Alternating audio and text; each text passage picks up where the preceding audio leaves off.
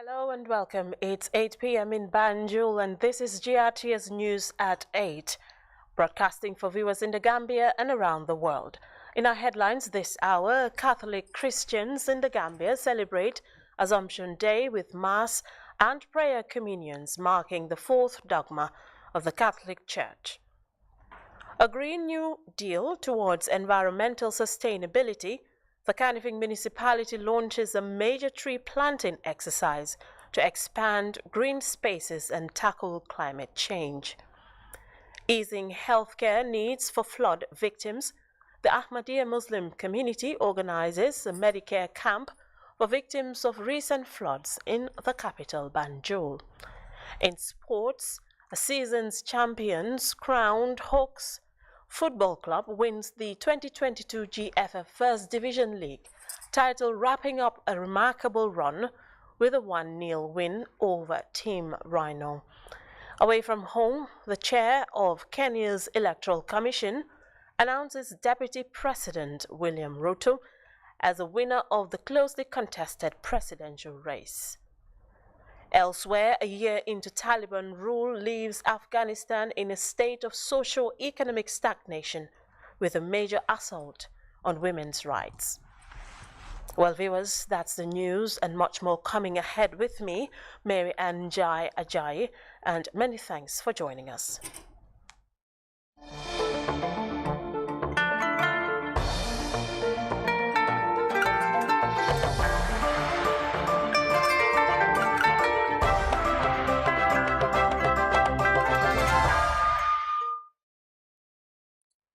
Now we begin this edition with this development here where the Ahmadiyya Muslim Hospital launches a free medical camp in Banjul, rendering medical services to victims of the recent floods in the greater Banjul area. Scores of patients got medical attention today as the medical camp officially opened at the St. Augustine Senior Secondary School. Well, Ibrahim Ajalo has all the details. Victims of the recent floods. The Ahmadiyya Muslims Hospital set out for a free medical camp, providing free medical services to victims in need of medical attention. The camp opens today at the St. Augustine Senior Secondary School in Banjul, where dozens of households displaced by the disaster are currently lodged. It is our duty as Hazrat Muhammad Mustafa sallallahu alaihi wasallam advise us we should remove the difficulties of our fellow being so that we take the responsibility whatever we can do and we can serve the humanity, and that's why we are here to remove the ailment of the people and give them the medicine. So we are just helping for the sake of God. Doctors and nurses at the camp conduct diagnostic checks on patients with different health complications and supply them with medicine for free. We are here to detect the diseases that what they are affecting from flood, like from diarrheal diseases, dysentery diseases, skin infections, and the pregnant mothers, as we have seen. But what we have started receiving, so we have receiving a lot of pregnant mothers. Even their ultrasounds are not done. They don't know their status, that what is their status are going on. And especially the most important thing is I'm receiving diabetic patients. Their blood sugars are so high, they are in their 40s, but still they don't know that whether they are diabetic or they are hypertensive. So what we are doing here, that we are giving them 1 month supply for free for diabetes and hypertension. But the most important thing, what we say, that our camp will be fulfilled, the purpose will be fulfilled if the person knows that yes, now he or she is diabetic or hypertensive. Local authorities in Banjul, including the National Assembly member for Banjul North, Honorable Modulamin Biba, witnessed the official start of the medical camp. They commended the Ahmadiyya Muslims for the medical support.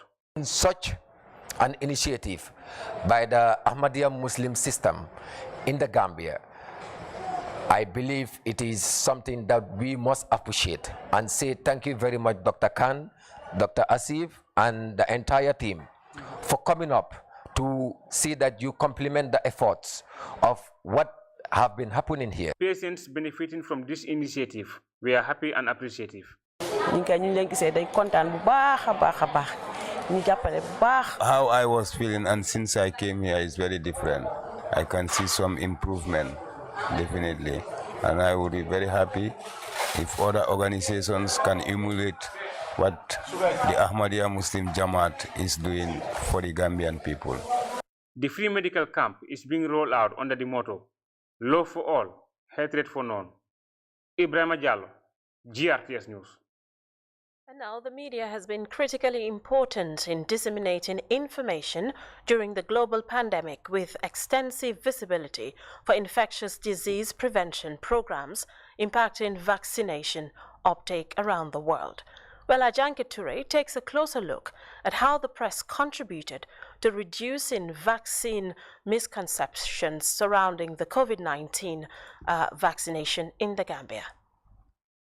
Silently draining the energy of health systems, COVID-19 continues to keep up a persistent presence, damaging lives and economies.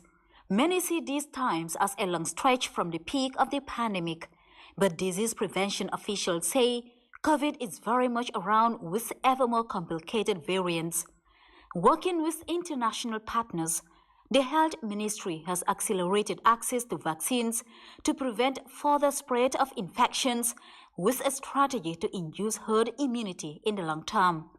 Working daily to inform the public, journalists were among the frontliners seriously affected by the pandemic. COVID is real. I mean, we have seen the impact it has caused around the world. I mean, so many lives were lost, and then, the impact is felt across all sectors. And certainly, is real, and then the impact we are still trying to recover.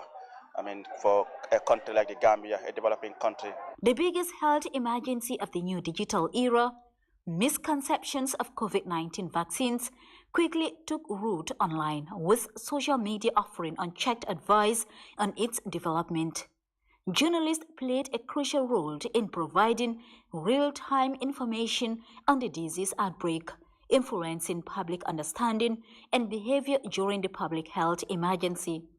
Amarba, a senior reporter at the Standard newspaper, underscored how information disseminated by the press impacts individuals' decisions to take the vaccine or not.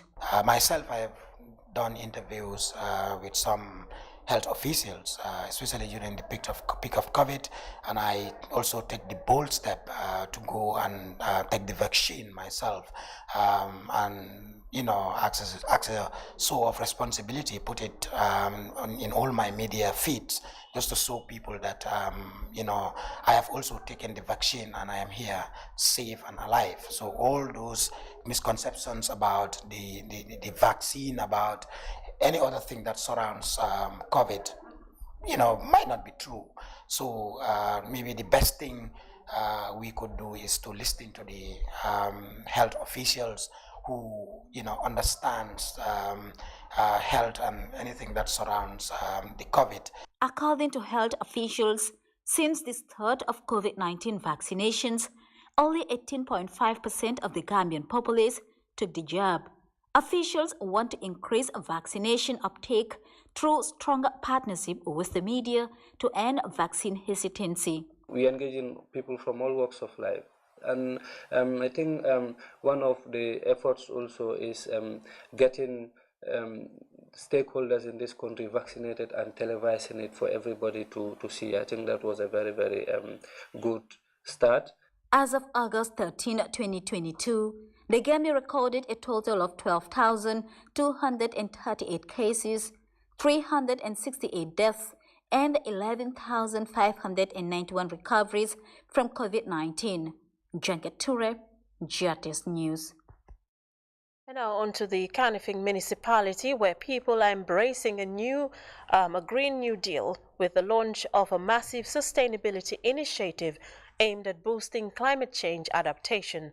Now, the KM officials were joined by multiple stakeholders at the GAF Fajara Barracks, which hosted the inauguration of the groundbreaking Go Green scheme aimed at enriching natural environments and green spaces across the city's 9 wards. Now, here's GRTS's Isatu Keta.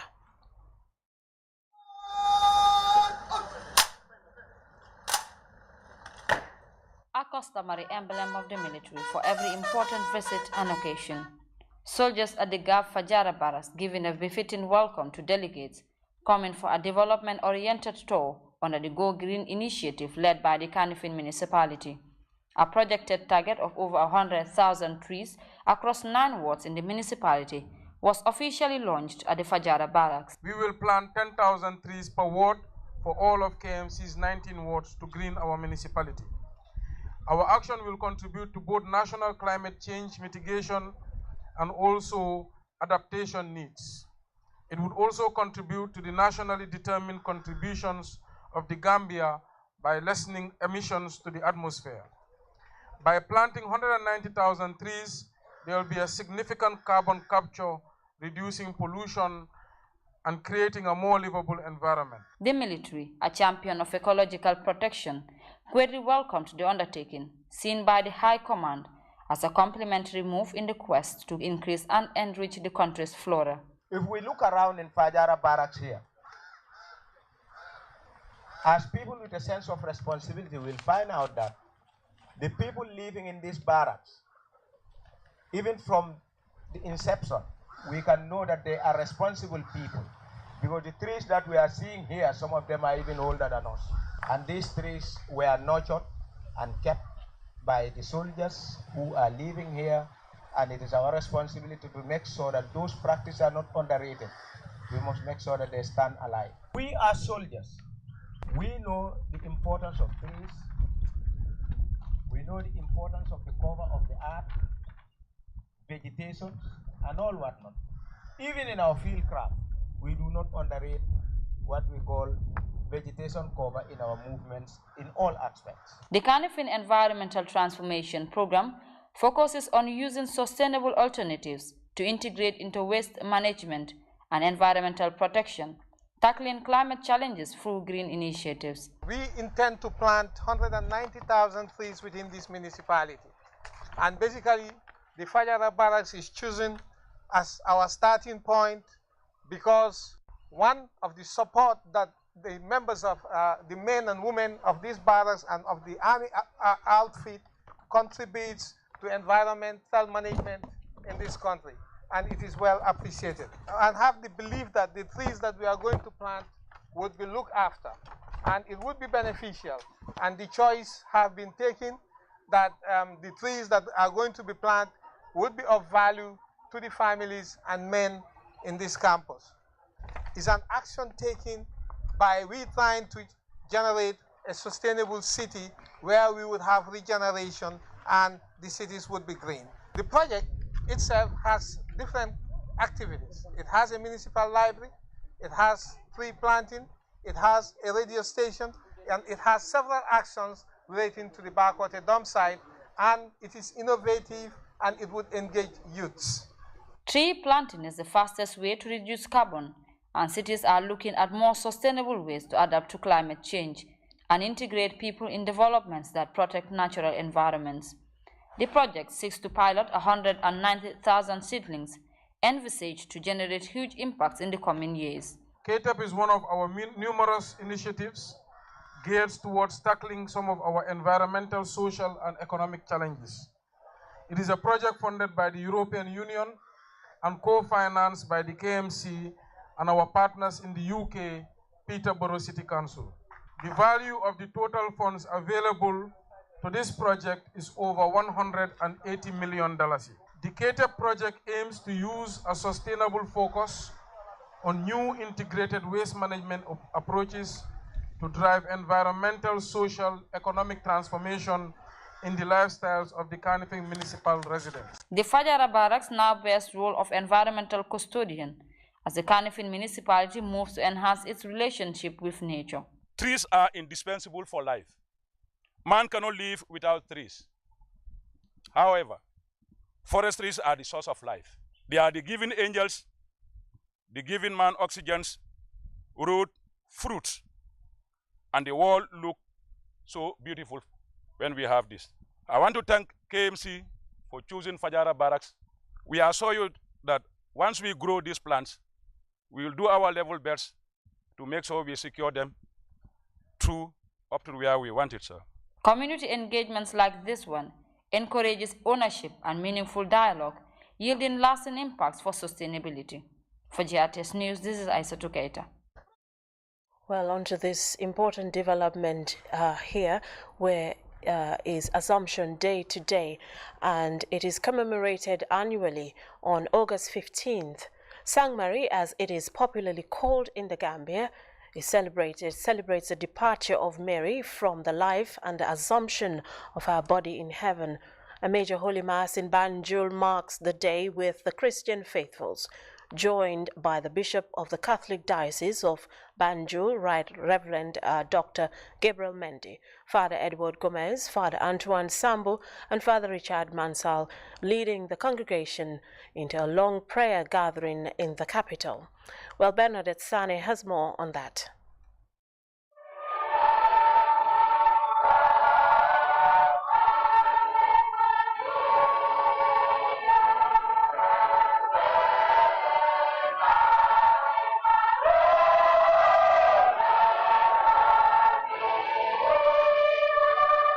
In his solemn sermon, Bishop Gabriel Mendy spoke at length on some of the orders and reasons of the statues, images, and paintings in the church. He highlighted some of the basic tenets concerning the devotion to Mary.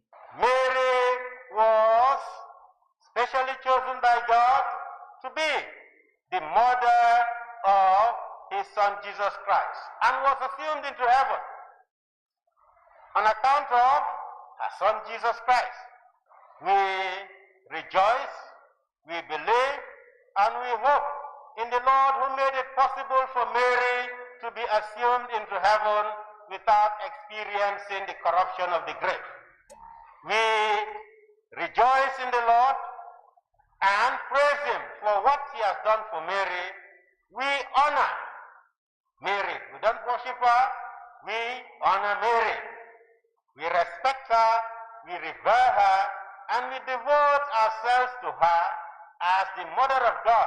The Catholic bishop described the statues and paintings of Mary as very important and spiritually useful, but however should not dominate or overshadow our focus and spiritual communion with God and his Son Jesus Christ, adding that pictures, images, and statues have their proper places in the church. Bishop Dr. Gabriel Mendy dilated on the significance of Mother Mary in the Catholic faith. Mary herself was obviously very special. She was higher than all among the human race. She occupied a very special and unique role in our salvation and also among the saints. But she did not credit herself or attribute everything to herself. She didn't credit herself for her vocation and her status, for her position. Nor did she disregard what God was doing in the life of others, especially the poor, the lonely and the weak among God's chosen people. She recognized how God lifted up the lowly, how God was working in the lives of the poor. Her cousin Elizabeth highly commended her as the most blessed of all women. But her response in her song of praise was, "The Almighty has done great things for me. Holy is his name." He attributed everything to God, what God was doing in her life. So like Mary, we should also recognize what God is doing in the life of each person. The Catholic bishop called on all to seriously reflect on each of these titles, which clearly indicates the rightful places and the position of Mary in the Catholic faith in relation to God and his Son, the Spirit, angels, apostles, and the saints. The solemn day celebrations was characterized with prayers, vespers, rosary, and benediction at the cathedral, followed by the usual traditional performance, making the day with gospel artists, church groups, singing songs of Mary amidst traditional drumming in the Catholic city of Banjul. Bernadette Sane for GRTS News. Now the fight to end irregular migration intensifies, with local NGO youth against irregular migration extending a nationwide campaign to raise youth awareness. On Sunday, the local migration advocacy group held a day-long sensitization outreach in Bundung Bohol themed on building awareness on the effects of irregular migration. The program was punctuated by a football match and cinema screening of documentaries highlighting the ills of the dangerous journey. Well, Majan Barrow has more on that development. Formed by a group of migrant returnees in 2017, Migration Advocacy Group Youths Against Irregular Migration is expanding a committed campaign to raise awareness on the dangers of the perilous journey as scores of youths continue to perish in the Mediterranean Sea.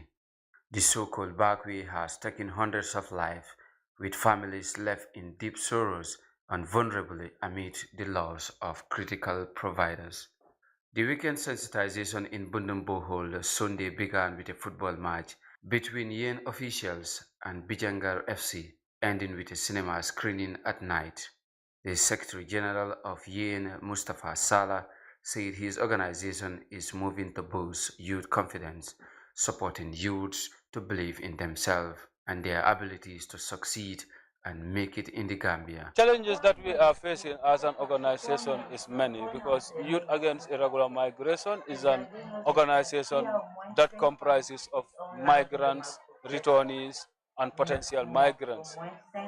And all these young people are struggling to make ends meet because employment opportunity is not enough in this country. And as an organization also, we believe we should have more support from our government, from our own people, rather than, receiving it from outside.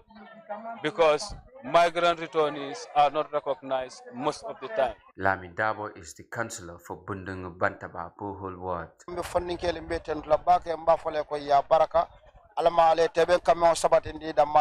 I thank him for the positive initiative in my community. It is very important to discourage youths on irregular migration. We have already lost so many lives and wealth in the process. Parents, especially mothers who go through a lot of sacrifices to provide for their children while on the dangerous backway journey, but are mostly left heartbroken, said Masang Jamme, a native of Bundung Bohol. Our children ventured into irregular migration and we are still regretting it. The loss is an unforgettable tragedy. I pray for the departed soul to rest in peace. Here, YEM officials present a new football and set of jerseys to the president of Bundung Bijanker FC, Suleiman Dabo. Urging the government, they have to help the youths. In helping the youths, they have to create job opportunities for them, and then skills training centers. These training centers also is not only to send people to go and just learn a skill, and then they need support as well. The NGO Youths Against Irregular Migration is touring the country, sensitizing people about the dangers of irregular migration in new efforts to discourage the process and protect returnees from stigma. Majan Barrow for GRTS News. You're watching us live from Banjul, and we will take a quick break now. When we return, sports news is up next. Do stay with us. Always thirsty for more? A team of superheroes with special powers unite to redefine the way we are connected. Big Barbaram Pegas steps up your communication with the DOK service, giving you 1,000 minutes of talk time to one special person for $150 is only. Valid for 1 month. Enjoy your talk time. Type SUB and send by SMS to 135 to activate the TOK service. AfriCell got office with the power to change the world. AfriCell is setting trends once again. I'm sure you still love WhatsApp, Facebook, Instagram, Twitter, Snapchat, and Viber. Your favorite GSM operator AfriCell knows this. That's why you can now enjoy more at the same price. Activate the social media bundle and be online for 24 hours for $10 is only. Hello! Activate the social media bundle for $10 is only and receive 40 megabytes. Where AfriCell goes, nobody dares to follow.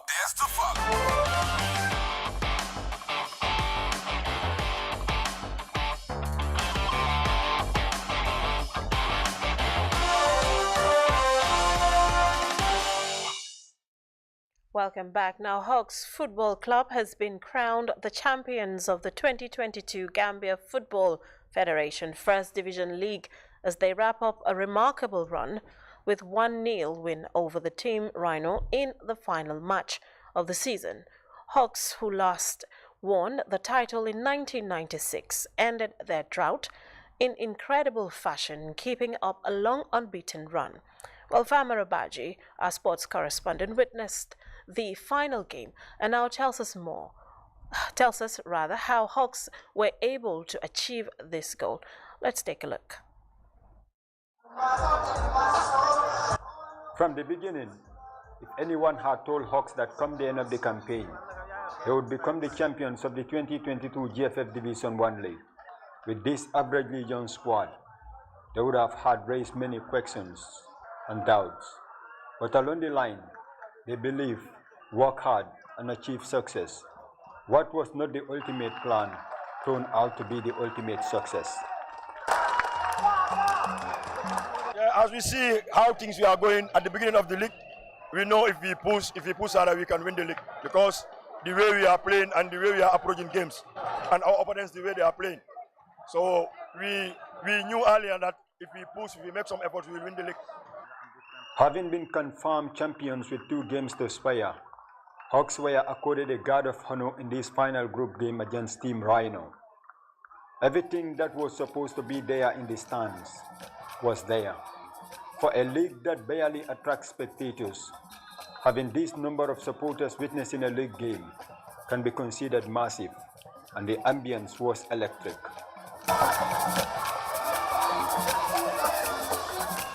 It was only pride and reputation at stake for both Hawks and Team Rhino in this game.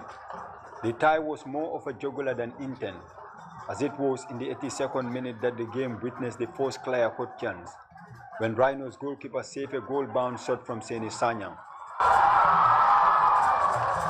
And Umar Sarr, who came on as a substitute, scored his 9th goal of the season from the resulting corner to wrap up a delightful season for Hawks.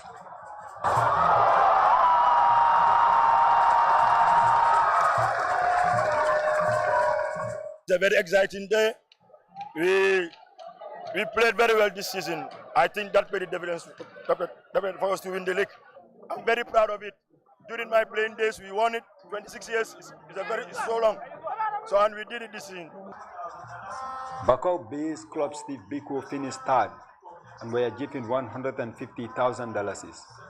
Second place, Royal de Banjul were handed $300,000. And for Hawks, it was a befitting decoration. 19 wins, 5 draws, and 6 defeats en route to this stage. Hawks scored 38 goals and conceded 17 in 30 games. The champions were handed $750,000 as the reward for their achievement.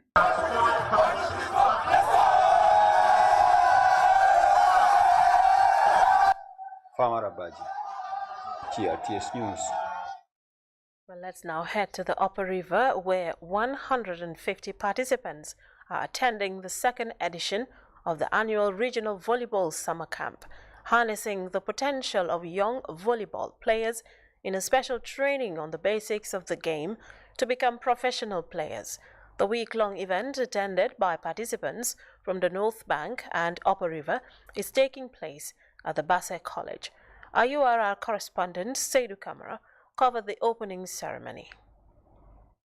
Second edition of the Upper River Region Volleyball Summer Camp. Over 100 participants from NBR and URR are attending the week-long event, preparing young people for a vibrant future. This year's summer camp focuses on building volleyball skills to young participants who will be introduced to basic tactics and other related sporting activities. The summer camp is taking place at the Basse College, where volleyball instructors and mentors are training these upcoming volleyball enthusiasts to become professional in the game. In his opening remarks at the launch of the summer camp, URR Governor Sambaba entreated participants to take the program seriously in order to achieve their objectives. Today, many people who sees you gather here will now say that they are there to merry-make, they are there to play about. But you as an individual, you know the reason why you are here. You know the reason why you have your mentors and your tutors with you here. And you have to understand that these mentors and tutors are also living families at home, and they decide to stay with you here for the number of days you are going to stay here. Then you have to make best use of the time you are here. They said it, when we talk about sports, people think that it's all about football.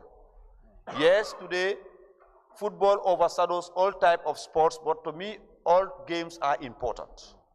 And all games are fast in economic development. A better example is the Gambia beach volleyball team. We have seen they have brought what we call medals, gold for this country, which has never happened in sports. But it was the volleyball team that brought it here. Governor Ba urged participants to use the summer camp as a venue to prepare for the National Youth Sport Event Knockoff. Your tutors are here to guide you. They are here to train you. They are here to educate you. But if you don't give them the maximum discipline that they deserve, they will hide some of the things that they are supposed to give you, and at the end of the day, you become a failure. And we are not here today for you to become failures. Both those from Upper River region and those from North Bank region. Because tomorrow, if you are representing the Gambia, you are not representing region, you are representing the Gambia. And in fact, that's what makes this camp very beautiful.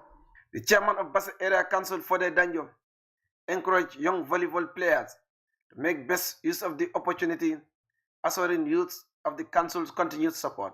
When we concentrate on volleyball, concentrate on other disciplines, I'm 100% sure we will be able to compete nationally and internationally. And I'm challenging you, the young people, to take this event very seriously. Train as much as possible. I know you have your very intelligent coaches, you have your very intelligent instructors who will take you throughout these days that you're going to spend here. I'm 100% sure at the end of the day, we will be able to have a very good team that will be able to compete even at national level. The IOM Desk officer in the Upper River region, Hamza Sise, expressed delight in the partnership with the organizing committee for the volleyball summer camp, which he said was conceived to contribute to the welfare of young people in the region. I am made to understand that this is a composition of different young people from different parts of the region, and as well as some representatives from the North Bank region.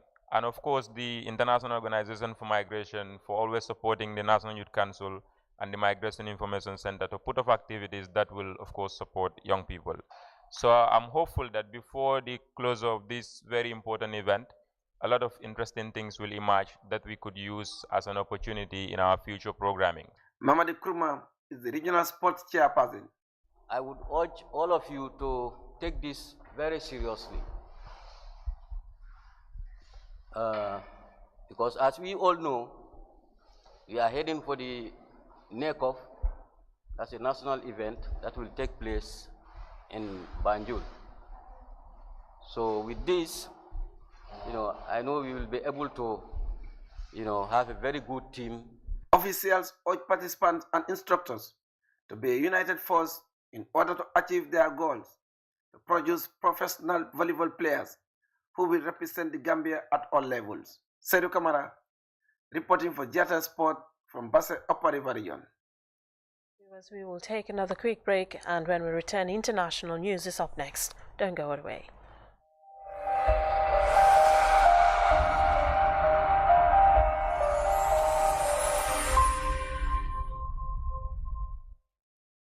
Now, the chair of Kenya's Electoral Commission on Monday announced that Deputy President William Ruto won the closely contested presidential race. The news came just minutes after 4 out of 7 election officials said on Monday they rejected the highly anticipated announcement. At the same time, Ruto declared victory, stating that there are no losers.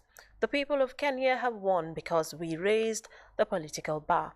The situation quickly descended into chaos, with scuffles breaking out. Footage showed a man throwing a podium off the stage, and diplomats were reportedly whisked out of the tallying hall. 2 election officials were also reportedly injured. Let's take a look at this engagement. Has a new president. William Samoei Ruto is the president-elect. He garnered 7.15 million votes, representing around 50.49% of the total votes cast, and that is the result that the chairperson of the Independent Electoral and Boundaries Commission has used to declare William Ruto as the president-elect.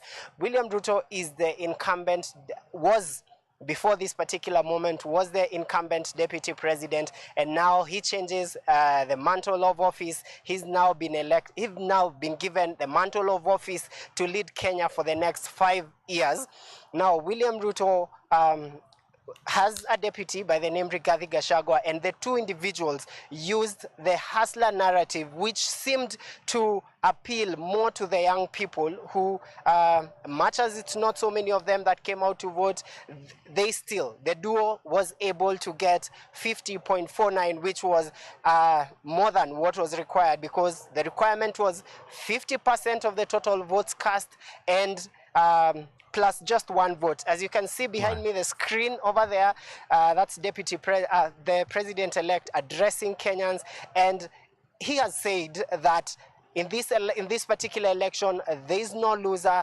All of them are Kenyans, and he's called on the fellow competitors to come on board and work together, which is something that we may probably be seeing in the next few days as Ruto takes the mantle of office. So this paves way for his swearing in should the election not be contested. He will be sworn in about the next 14 days, and after that he will now be Kenya's 5th president. So that development there by DW. Now this is GRTS News with me, Mary Anjai Ajayi. Now a quick look at our top stories once more before we go. Catholic Christians in the Gambia are celebrating Assumption Day with Mass and prayer communions, marking the 4th dogma of the Catholic Church. A Green New Deal towards environmental sustainability. The Kanifing municipality launched a major tree planting initiative to boost green spaces and tackle climate change. Easing healthcare needs for flood victims. The Ahmadiyya Muslim community organized a Medicare camp for victims of recent floods in the capital city. In sports, the season's champions crowned Hawks Football Club clinches the 2022 GFF First Division League, titled Wrapping Up a Remarkable Season with a 1-0 win over Team Rhino. Away from home, the chair of Kenya's Electoral Commission announces Deputy President William Ruto as winner of the closely contested presidential race. Elsewhere, a year into Taliban rule leaves Afghanistan in a major state of socio-economic stagnation, with a major assault on rights of women. Well, viewers, that's it for this edition of GRTS News at 8. We'll be back in the studios at 10 p.m. for more news and updates. Until then, enjoy the rest of our interesting programs here on GRTS TV, and bye for now.